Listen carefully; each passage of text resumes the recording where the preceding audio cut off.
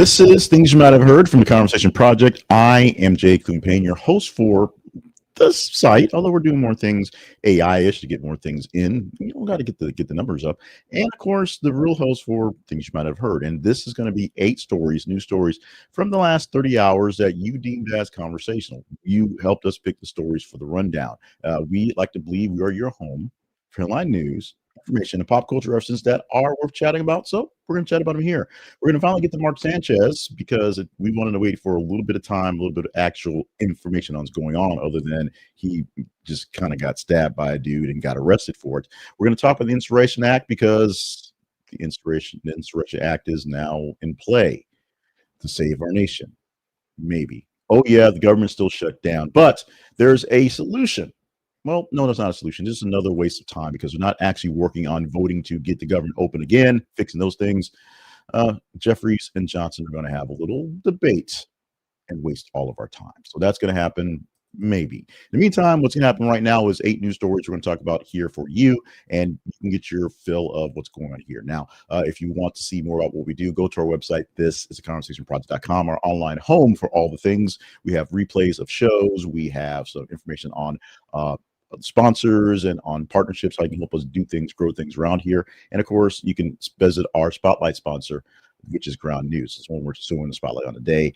This is conversationproject.com/ground news. With that, you can get a good deal in Ground News. Trust me. And we'll talk about more of that in a bit. Right now, hydration break, because we got a lot to get into for this really big, juicy story that's going to help save everything. Oh, before we get into this, today is October the 7th, 2025, and today marks the 2nd anniversary of the October 7th attacks on Israel. And I remember myself sitting here in this chair, watching my TV and computers, watching what should have been a normal day on CNN when it went to the coverage was horrific and terrible and led to the 2-year conflict that's going on right now. Declaring war is a very complicated thing, but essentially for something like Hamas, which is more of a terrorist group than an actual nation. And so 2 years in, Donald Trump may actually solve this one. This one he may actually solve. So good news for that one. Other things, we'll talk Insurrection Acts in a bit. Right now, let's talk about Jeffries versus Johnson in a steel cage, or maybe they'll do it in Hell in a Cell. Maybe they'll have it a no holds bar issue where it's more or less a street fight. All things weapons invited, no disqualifications, falls count anywhere. What are they doing actually? Johnson and Jeffries has actually challenged Johnson to a primetime debate over government shutdown. Yeah, we're just wasting time at this point. Hakeem Jeffries has publicly challenged Mike Johnson to a primetime televised debate on the shutdown, pitching it as facts versus spin for a national audience. The Democratic leader has framed the shutdown debate around federal jobs and community grants, pressing Johnson to defend House GOP demands on spending. Jeffries' gambit actually doubles as pressure on moderates who have districts who are vulnerable to furloughs and other service pauses. Republicans just shrugged off the stunt as theater, because it is. But aides concede a televised clash could reset the messaging war, which it could. Programming notes, no one actually wants to run this thing. No network has said, hey, let's put this together. Let's give up our time. Let's not show Abbott Elementary this week because we need to get the government back up, because they don't care. The challenge itself is to make the headline of the showdown a narrative people want to actually see. And people want to see Jeffries versus Johnson do this thing back and forth.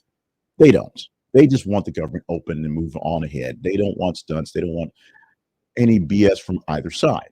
However, what do we get from both sides? More BS. All puns aside, Trump is thinking that the Insurrection Act may be something to use for unrest that's escalating across the nation. What's this mean? In a comment from yesterday, Trump said he'd consider invoking the Insurrection Act if necessary. Those are a quote. If he needs it, it's in his pocket. He cites unrest and federal court limits on guard deployments. Essentially, they're not letting him do what he wants to do, so he may invoke the Insurrection Act and make it all work for him. The remark came a day after a judge blocked sending guard troops to Portland, intensifying crucial issues that Trump's domestic deployment rhetoric is going on. Oh, by the way, the breaking news more or less this morning is Texas troops are on a plane. They were going to Portland, but now they're going to Chicago. None of it makes sense. The legal scholars note that the act is broad, but politically radioactive prior to flirtations with it in 2020 that never resulted in a formal invocation. We've not used it yet.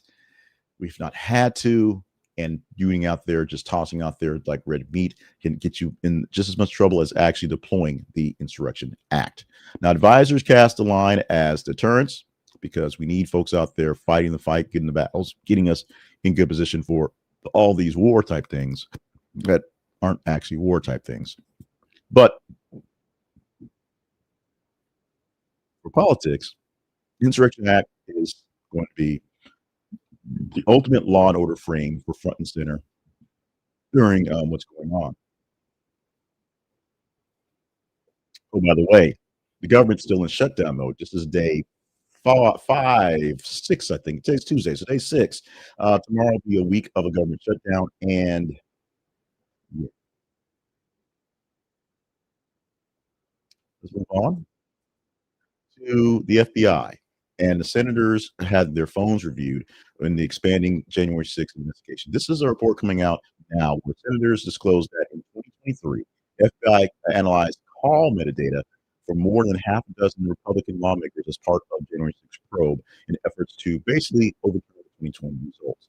Now, AP reports that the records check authorized via grand jury did not capture any call content, focused on timing and context around January 6th, 2021. No big issue on who was what they're saying, what they were doing, just whereabouts people were. CBS also collaborates on their end, the scope and timing, noting that the review of this occurred under Special Counsel Jack Smith before the probe was closed. Senator Chuck Grassley blasted the subpoena as reach. DOJ defenders say the metadata subpoena are standards and investigating rules, and this is said by DOJ, whoever's in charge. So what this gives you is the Hill oversight fireworks will basically blow up over this. Separation of powers, make sure that there's no overreach going forward. But we do have a very this reminds me of the scene in Batman, one of the Batmans, the Christian Bale Batman, where he handed over the power of the cell phone reinforcement surveillance thing that he had created to sort of back line to Lucas Fox, played by one God man who being and who used the power to look for a criminal and then destroyed the actual action, because having that much power and that much surveillance over people is kind of bad. Even if they are senators and they were doing what they're doing to save their lives during January 6th, this kind of surveillance is kind of bad. More deportees from the U.S. are arriving in the African nation of Eswatini amid the crackdown on illegals. Eswatini, which I hope I'm saying properly, confirmed another group of 10 third country nationals arrived under U.S. Department of Arrangement tied to the administration's broader crackdown. Local regional report that detainees are being processed in secure areas as the flights to original homelands are arranged from IOM. Essentially, it's a third-party stop. They're not going to be there forever, maybe, but NGOs and lawyers argue that the deal violates rights and the process, pointing out that the early detentions in the harsh conditions in other places. This is just bizarre. Coverage in the African flags, pending court hearings challenging Eswatini's role in the program, because South Africa is like, yeah, this ain't great. Policy is that the deportees transfers are a case study in offshore immigration enforcement and legal friction. They're not supposed to stay there necessarily. Basically, they're a stop between where else you can go, wherever home is. But they're not sending them straight home. And the U.S. having issues with being able to deport people, shipping them off to Eswatini, because not that Eswatini can't use the cash, can't use the deal, and won't get something out of it.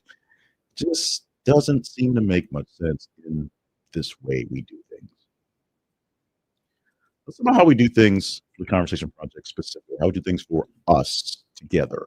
We need to do more things together because we need to grow what we're doing. We're seeing lots of rapid growth, I think, based to some very recent viral type videos for us, a lot of exposure. So we're glad about that, but we need some more. We want to get higher numbers. We're right now at about 2,540 something odd people, maybe 47. So we'll hit that 50 mark really quickly. But we want to get a whole another 100, maybe another 200 by the end of the year. You see, that's possible if we can get those two looks. So the way we do that is you need to tell me if you enjoy what I do here and like it, like the videos on YouTube where we're getting the real numbers, where we're doing our real sort of scores, or on X and Facebook. X and Facebook allow you to also get more people involved because if the algorithms see more people like it, it will share to more people in their feed. If I see you like it, I'll do more of that stuff. It's good stuff, and we'll get more people subscribed. Share to like-minded folks. Same thing applies. That hopefully will engage in it, like it, share as well. And if you're not getting this regularly in your feed, we need you to subscribe to it, especially on the YouTube. Also, if you're up for it, join the YouTube for using the YouTube membership there. You can help us pay directly into cash money there. We've had some super chats, super stickers come up lately, kind of in chats that are it's hard for me to actually track them. I thank you guys for all those things to keep things going because we need those things. And on Facebook and on X as well, because we need to engage in stories on the feed to help us pick the stories. Like, share, and subscribe so we get more folks in the News Nation, more folks engaging, better stories, better conversation. And if it works so I can get more chatter out of this one and it supports more stuff, I can validate more time to less other things and produce more things from here and for the conversation project and for more better media. More money into more better media, more money for great content we want to produce. If you're up for it. We're finally getting to it because it just needed some time to gestate, some time to kind of get into what was going on. We had some actual facts and not just the crazy news we got late on a Saturday. Former NFL quarterback Mark Sanchez was charged with a felony after alleged parking lot fight. The Indianapolis prosecutors are upgrading the charges to felony battery causing serious bodily injury after a fight over parking left Sanchez with a stab wound. It was a fight over parking. He was stabbed, yet he is the one that's arrested from this one. AP says surveillance footage captured the incident where Sanchez is stabbed by a 69-year-old truck driver, had a facial cut in the melee. Alcohol was noted in police reports. The prior misdemeanor hearing was moved to November the 4th. Now, the charge carries a potential 1 to 6 year sentence if convicted. Investigative continues in this matter because it's not over until it's over. Fox Media ripples through the sports media ripples with the issue where Fox Sports has not detailed on-air adjustments beyond monitoring. Of course, Mark Sanchez did not appear in the upcoming football game he was scheduled for the weekend because this happened the night before. What happens going on in the meantime until the actual trial and whatever happens for the on non-conviction, conviction or non-conviction, we shall see. No suspension related, no other details, no other punishments, just we're monitoring the situation. In my 6 years being officially in charge of IT in general, not IT, but not IT person by trade, just sort of ended up there. I've had plenty of reasons, plenty of excuses, plenty of ideas to tell people why the internet went down, and it's never been a straight bullet. But in Dallas, San Antonio, and Austin, Middle Texas got a chance to see some internet outage due to a stray bullet knocking out an internet cable. Spectrum confirmed a stray bullet struck key fiber lines, taking tens of thousands offline during major Texas metros. The local reporting in Dallas traced this late September outage to a gunfire damaging an aerial infrastructure. The trade tech outlets are talking about this, taking note that it's not the first time gunfire has severed fiber in the region. So this is a recurring thing for the Dallas metro, apparently. Independent coverage estimated about 25,000 customers were affected for hours until they got the fiber fixed. Infrastructure lesson, last-minute resistance plans still have a one-bullet failure mode. So if you're looking for your last line to get to you from your hub to your desk, remember, keep it bulletproof or keep bullets from flying or keep the guns away because, yeah, I don't believe I'll be able to use fiber line got shot by a bullet as an excuse for the internet being slow. But hey, now I have that. I never thought about it. Now it's there. Let's talk about Laura Loomer. I know we don't want to, but let's talk about her because she's actually in big news right now as the Supreme Court is rejecting her lawsuit against major social media companies. The Supreme Court has declined to hear numerous RICO case alleging a coordinated deplatforming by Meta and Twitter, known as X as well, leaving lower court dismissal in place. The one-time order noted Justice that Samuel Alito did not participate. The online order noted that Justice Samuel Alito did not participate. No reason was provided. Basically, he just said, "I'm not dealing with this one," and then they said no. Coverage emphasizes that the Section 230 question Bloomer raised weren't taken up here at all. Who has the blame? Who takes the blame? Who gives the blame? Who is to blame for speech on the internet? Is it the platforms? Is it the person? That's what 230 is all about. Now, the ruling undercuts efforts to relitigate platform bias via racketeering theories, essentially saying that people are being shadow banned, pushed off the platform because people don't like their speech. But renewed focus on cleaner test cases to actually go to actually moderate these laws, something that actually is a bit less controversial for Loomer being the pun intended here, as opposed to just one person that a lot of people like who is known for inflammatory speech and will tell you that up front, saying that she was wrongly treated. American Airlines is going to make a change. All sorts of airlines are changing things up to be more modern, to be more competitive. The airlines is going to change the gate agents, allow them to enforce new carry-on size rules at airports. We're relocating its metal carry-on sizes from gates to the lobby check areas up front. So we get lots of room to see what bags not going to fit in that plane. Airlines saying that these rules, 45 inches is what you get there, and it's not going to change. The bag size doesn't change. They're just putting the guardrails further up so they don't get all the way up close and say, "Oh wow, this doesn't fit. I guess I'll have to." No, they'll know that really soon. Trade outlets frame the tweak as a boarding flow fix that shifts compliance checks earlier in the journey. Now expect fewer size showdowns at the jet bridge, but more bags checked before security. Once you realize you're not getting past that really big bag, you may choose to go ahead and check it. I don't know, maybe you get their big bags, put them on the plane so they don't have to worry about check baggage because they worry about it. That's an issue. But guess what? Americans correct that. No policy change on allowance, one carry-on for overheads, one personal item, just enforcing the timing of the check. Now, watch for airports with chronic overhead bin crunches that will try to do more like this one. Air American Airlines is trying to basically get this bud before it gets too out of hand, or it's already out of hand, but they want to fix it before it gets too more out of hand or overhead or in the bin. Thank you for joining us for our jaunt through the news today. We had 8 stories that you helped us pick out, 8 stories that were conversational per you. At least we hope that they're conversational for you. We think they're conversational for you. Hopefully you thought they were conversational. The point is, we get help from you guys to pick stories, and we also get help from our sponsor, Ground News. Ground News allows us to get checked into the stories and see what ones sound a little too good to be true or sound pretty good, but we want to get more perspective on what's deeper going into that. Go to Ground News, using our affiliate link, this conversationproject.com, Ground News. You get a chance to see where your news is coming from. Literally see where your news is coming from. You see the outlets that are producing it, what their background is, whether they lean more towards left, towards right, whether they're more or less down the center, although you can still debate that, and who's actually funding these things, who owns them, who's pushing the agendas that they push. They all push an agenda. Even the wire service push the agenda of making sure they are the sinless news. You can judge for yourself by seeing comparisons of headlines and actual story pieces that are there.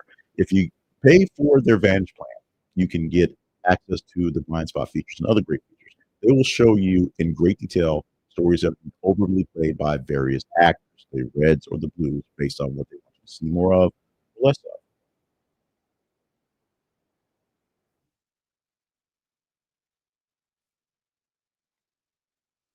It's like a party in the news. You can see what's going on there.